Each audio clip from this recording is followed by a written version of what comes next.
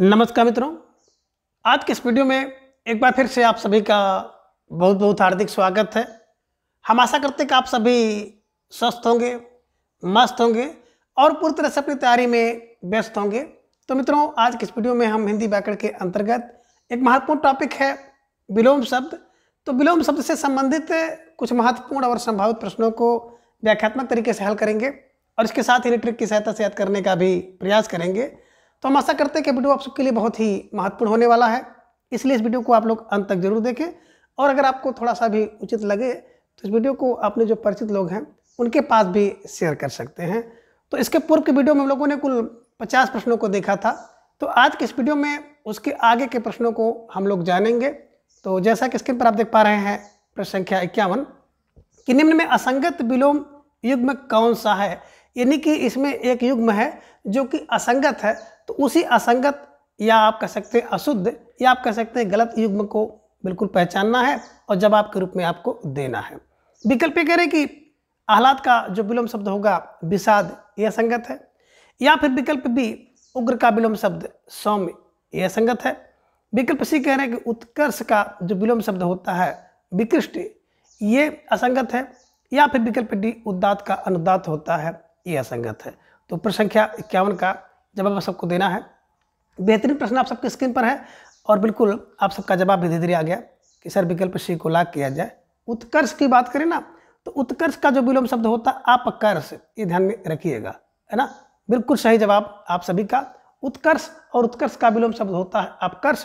बात करें यहाँ पे आप देख पा रहे हैं ना विकृष्ट, तो विकृष्ट ये नहीं बल्कि आप यहाँ पे कह सकते हैं कि निकृष्ट होना था, ठीक है ना। तो निकृष्ट का उत्कृष्ट, ठीक है, ये ध्यान में रखिएगा। निकृष्ट का उत्कृष्ट होता है और उत्कर्ष का अपकर्ष होता है, ध्यान में रखिएगा। बात करें आह्लाद, तो आह्लाद माने प्रसन्नता होती है और प्रसन्नता का जो विलोम शब्द होगा विषाद, विषाद माने दुख। उग्र, बिल्कुल उग्र का सौम, उग्र माने क्रोधित जो हो जाए, और सौम माने बिल्कुल जो सौम भाव वाला हो, ठीक है ना। उदात्त का अनुदात्त होता है, ध्यान में रखिएगा। और इस तरह से जो महत्वपूर्ण प्रश्न है उस पर स्टार लगा करके अपने नोटबुक में भी आप इसे दर्ज करते हुए चले। आगे प्रश्न संख्या 52 है कि उदीची का विलोम शब्द क्या होगा। विकल्प ए कह रहे कि प्रदीची होगा, विकल्प बी आवाची होगा, विकल्प सी उत्तरी होगा, या फिर विकल्प डी आदिची होगा। तो प्रश्न संख्या 52 का जवाब आप सबको देना है। एक बेहतरीन प्रश्न आप सबके स्क्रीन पर और आप सबका सुंदर सा जवाब आया कि सर विकल्प बी को लाग किया जाए, है ना। उदीची और उदीची का जो विलोम शब्द होता है आवाची इज राइट आंसर, इसे ध्यान में रखिएगा और बिल्कुल इसको इसी तरह से आप कंठस्थ करने का प्रयास करिए। बात करें उदीची, तो उदीची मतलब होता है उत्तर दिशा और इसका जो विलोम शब्द होता है आवाची यानी कि दक्षिणी दिशा, ठीक है। चलिए आगे प्रश्न संख्या 53 है कि उर्वर का विलोम शब्द क्या होगा। और इसके पहले आपने देखा था उर्वर का, तो शायद गलती से वहां पर है ना उर्वर का उसर हो गया था। तो बिल्कुल उर्वर का जो विलोम शब्द होगा वो कौन सा होगा। विकल्प कह रहे कि उसर है, विकल्प बी कह रहे कि बंजर है, विकल्प सी कह रहे हैं कि अनुवर है, या फिर विकल्प डी उपयुक्त सभी है। तो प्रश्न संख्या 53 का जवाब आप सबको देना है। बेहतरीन प्रश्न है और आप सब सोच समझ कर विचार करके दीजिएगा और आप सबका जवाब भी आ गया कि उपयुक्त सभी, विकल्प डी इज राइट आंसर, है ना। बात करें उर्वर, उर्वर का तो बिल्कुल अगर देखा जाए सही मामले में तो अनउर्वर होना चाहिए, ऊसर का बंजर होना चाहिए, है ना। लेकिन अगर आपको विकल्प में तीनों दिख जाए तो बिल्कुल उर्वर का ऊसर भी होता है, उर्वर का बंजर भी होता है, उर्वर का अनुर्वर भी होता है। तो विकल्प डी, है ना, उपयुक्त सभी इज राइट आंसर। इसको भी आप लोग ध्यान में रखिएगा। इस तरह से भी एक आध दो प्रश्न आपके परीक्षा में पूछ लिए जाते हैं। स्टार लगाइए और इसे अपने नोटबुक में दर्ज कर लीजिए, ठीक है।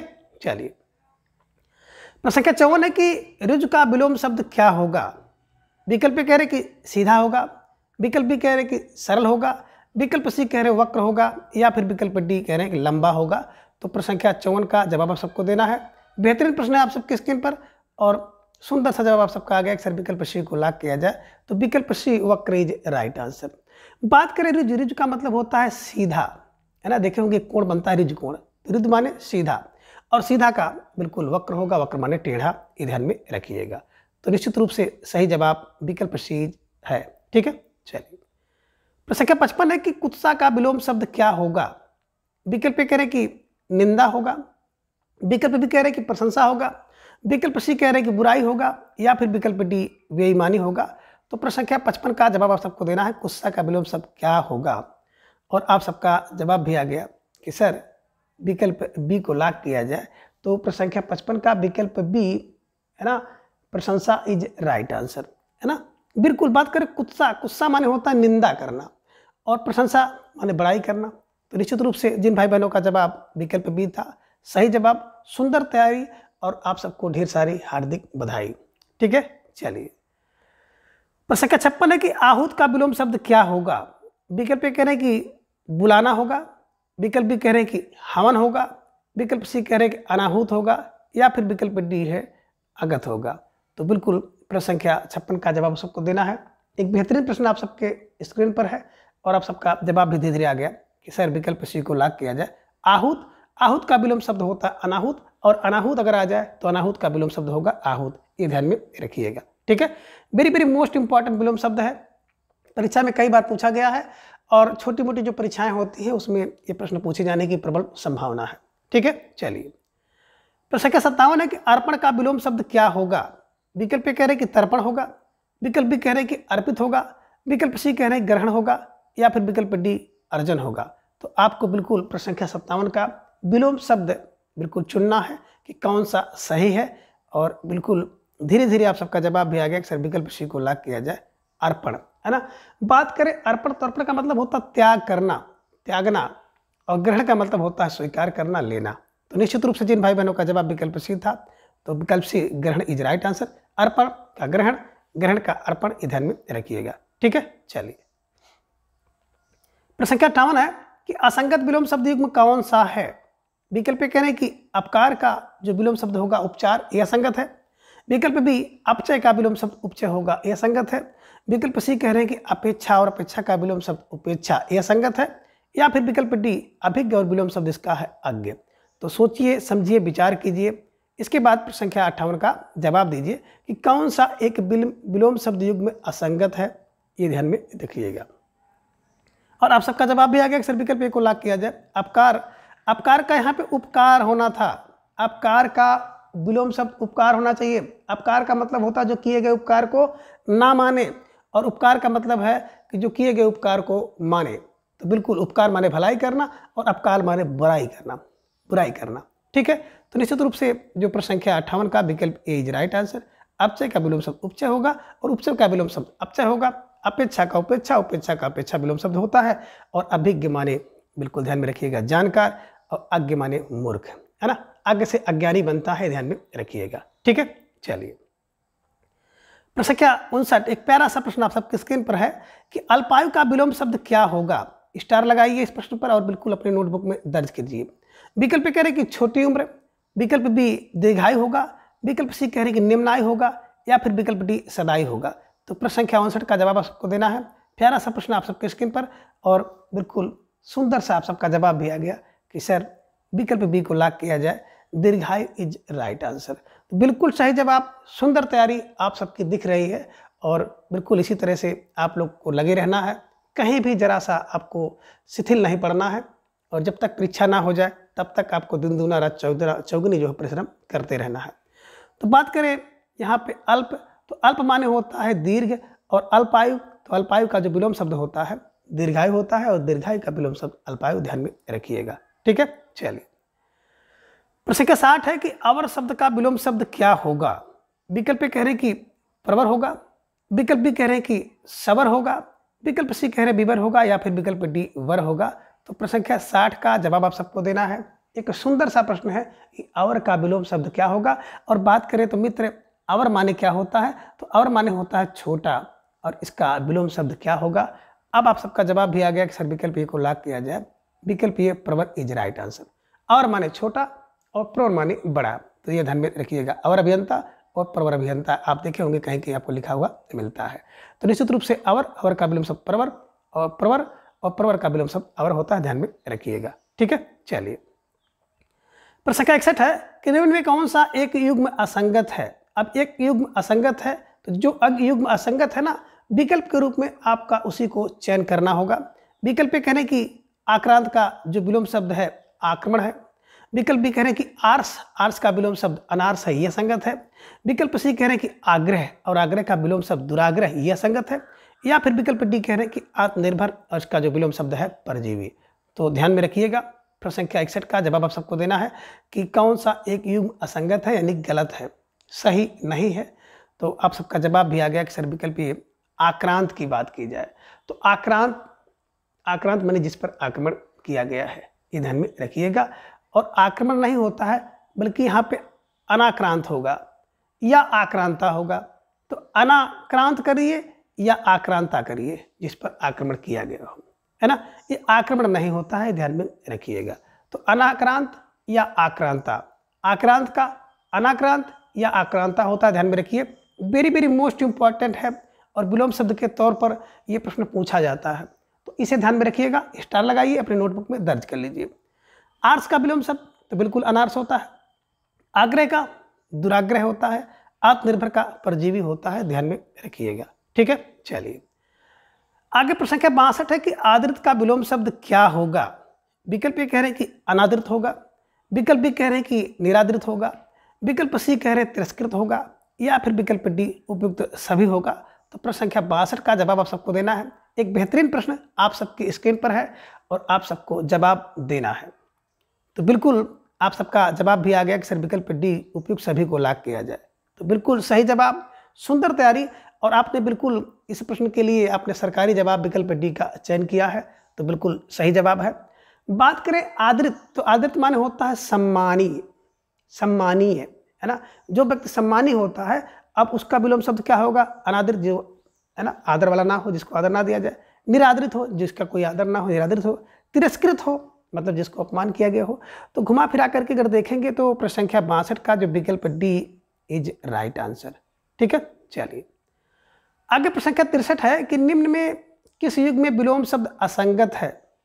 विकल्प ए की आविर्भूत का जो विलोम शब्द होगा अनाहूत होगा, विकल्प बी आश्रित का जो विलोम शब्द निराश्रित होगा, यह संगत है। विकल्प सी कह रहे हैं कि आवाहन का जो विलोम शब्द होता है विसर्जन, यह संगत है। या फिर विकल्प डी उत्खनन विलोम शब्द निखनन असंगत है। तो कौन सा असंगत है, प्रश्न संख्या 63, जवाब के रूप में 4 विकल्प आप सबके सामने, जवाब आप सबको देना है। तो धीरे धीरे आप सबका जवाब भी आ गया कि सर प्रश्न संख्या 63 के विकल्प ये को लाग किया जाए।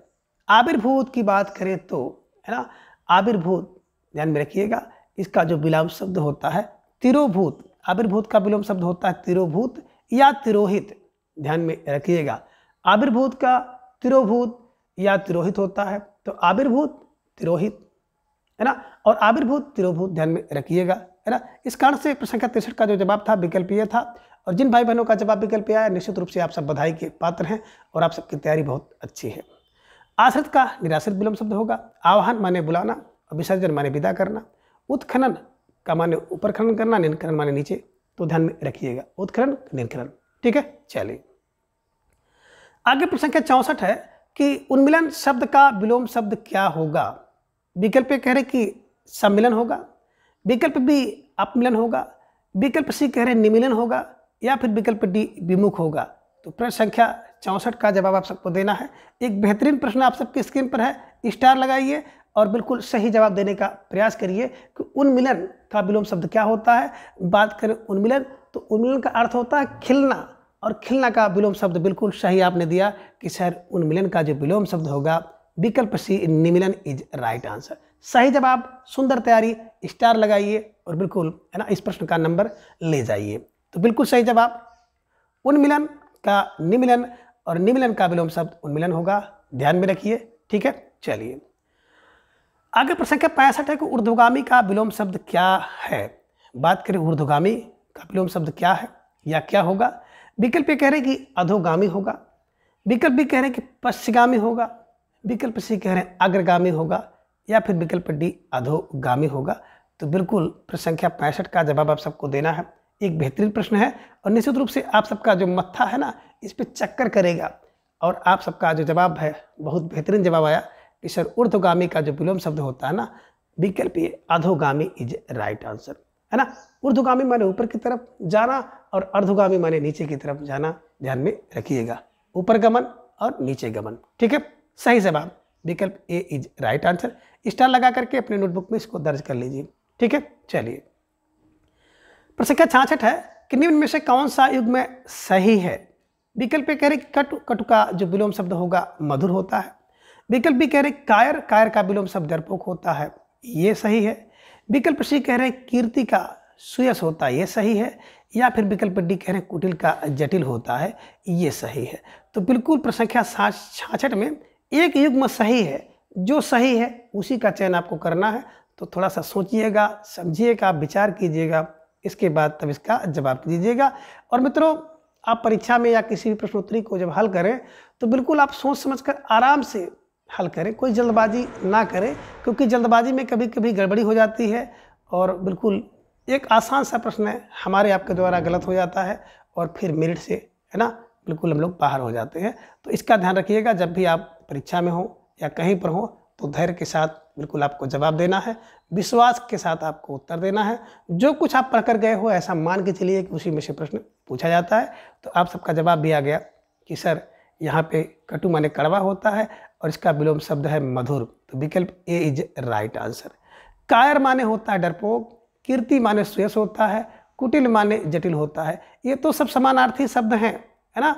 और बात करें तो कायर का, तो बिल्कुल अगर कायर की बात की जाए तो कायर का जो विलोम शब्द होगा सूरवीर होगा, साहसी होगा। कीर्ति की बात करें तो कीर्ति का जो विलोम शब्द होता है ना, अपकीर्ति होता है। कुटिल का अगर विलोम शब्द देखा जाएगा ना तो सरल होना चाहिए, और कुटिल का अर्थ होता है जटिल, ध्यान में रखिएगा।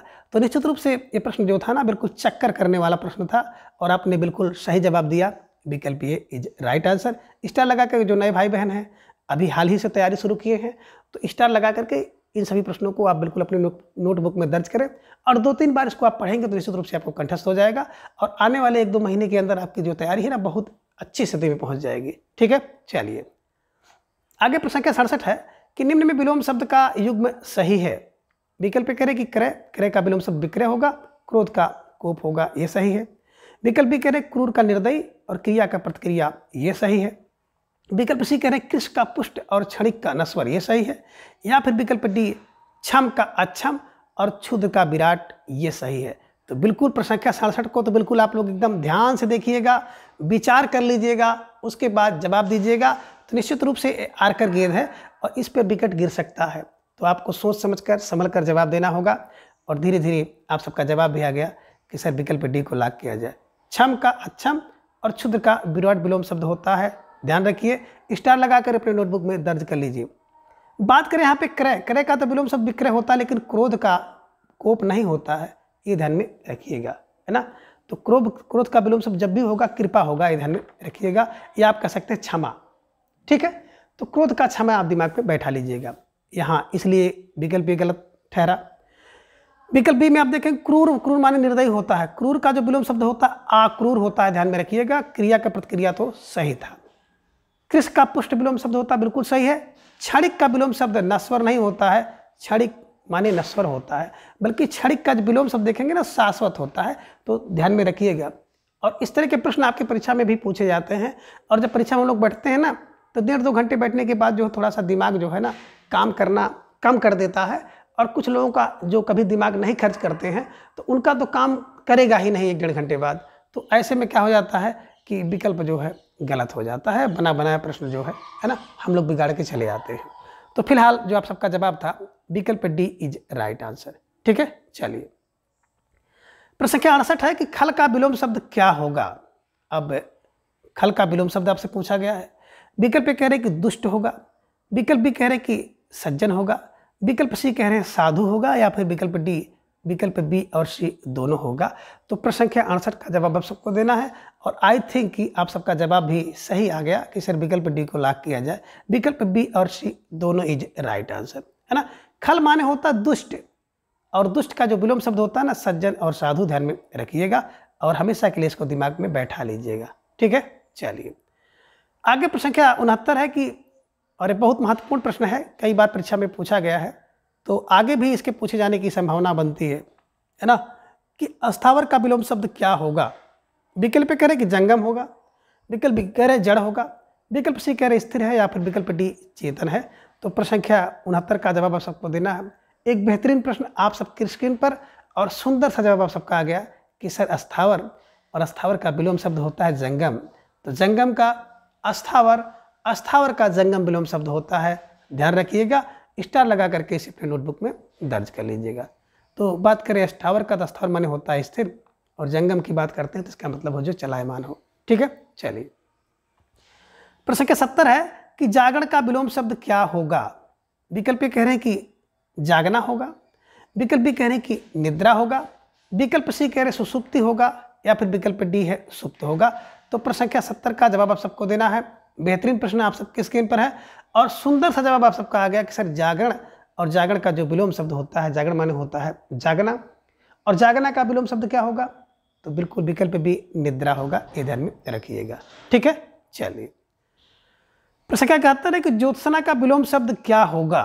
विकल्प ए कह रहे हैं कि प्रकाशमान होगा, विकल्प बी तिमिरसा होगा, विकल्प सी कह रहे हैं तिमिर होगा, या फिर विकल्प डी प्रकाश होगा।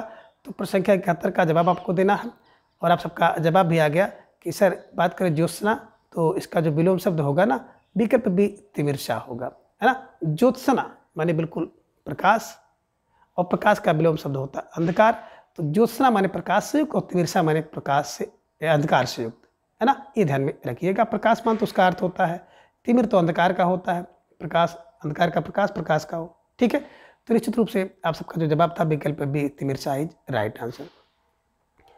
प्रश्न संख्या 72 है कि असंगत युग्म कौन सा है। यानी कि एक जो युग्म है ना वो संगत है, सही नहीं है, आपको जवाब के रूप में उस विकल्प का चयन करना है। तो विकल्प ये कह रहे हैं कि ज्वार का जो विलोम शब्द होता है भाटा होता है, यह संगत है। विकल्प भी कह रहे हैं कि झोपड़ी का विलोम शब्द घर होता है, यह संगत है। विकल्प सी कह रहे हैं स्वामी का दास होता है, यह संगत है। या फिर विकल्प डी प्रत्यक्ष का परोक्ष होता है, यह संगत है। तो बिल्कुल प्रश्न संख्या 72 का जवाब सबको देना है। स्टार लगाइए और अपनी नोटबुक में दर्ज कीजिए, जवाब दीजिए।